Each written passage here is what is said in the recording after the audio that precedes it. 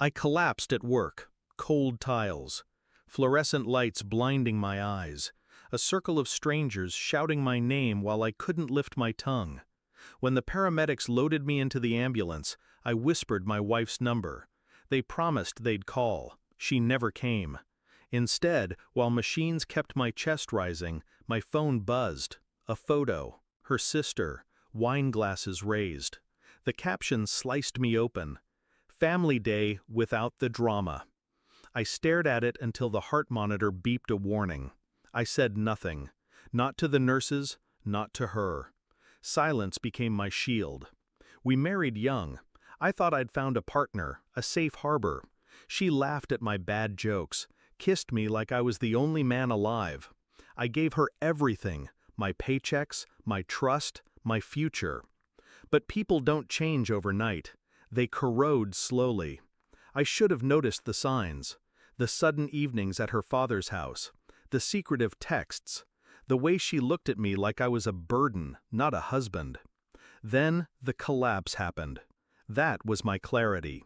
You can measure love by how fast someone runs when you're at your weakest. She didn't run. She drank wine. Days later, still weak, tubes in my arm, I woke to 44 missed calls.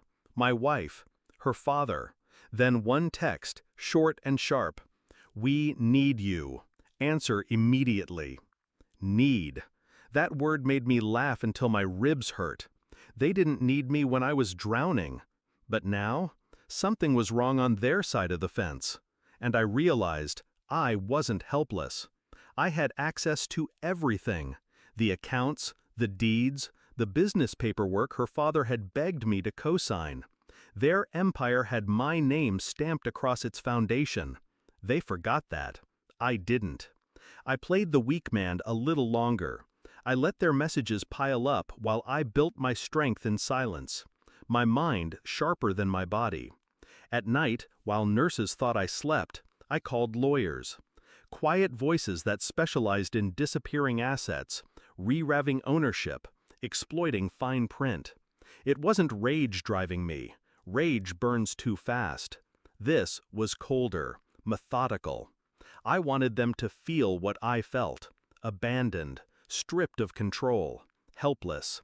So I froze accounts, shifted property titles, canceled access to credit cards, all legal, all airtight. A digital guillotine, one signature at a time. The day I was discharged, I didn't go home. I went to the bank. Papers in hand, the manager nodded, stamped, confirmed. By sundown, everything that bore my name was mine alone. Their empire crumbled with the push of a pen. Still, I stayed silent. Let them squirm. The confrontation came a week later. I agreed to meet at her father's house. They greeted me not with concern, but with desperation. My wife's makeup was smudged, her hands trembling. Her father, usually arrogant, sat hunched, sweat staining his shirt. "Why didn't you answer us?" she snapped. I sat, calm, colder than the glass of water I sipped. Because I was waiting for this. Her father slammed the table. "You ruined us! Do you know what you've done?" I leaned forward. "Yes, I do." I told them about the transfers, the titles, the clauses they hadn't read. How every signature they'd once begged for became the knife I held to their throats. My wife's face drained of color. "You can't do this to family." The word tasted bitter. I set the glass down. Family doesn't leave you to die in a hospital bed. The silence that followed was beautiful. A silence filled with the weight of realization. They weren't angry at losing me, they were terrified of losing control. Her father tried bargaining. My wife tried tears. Both bounced off me like rain on stone. Finally, I stood. "You raised your glass without me. Keep drinking. Just don't toast with money that isn't yours anymore."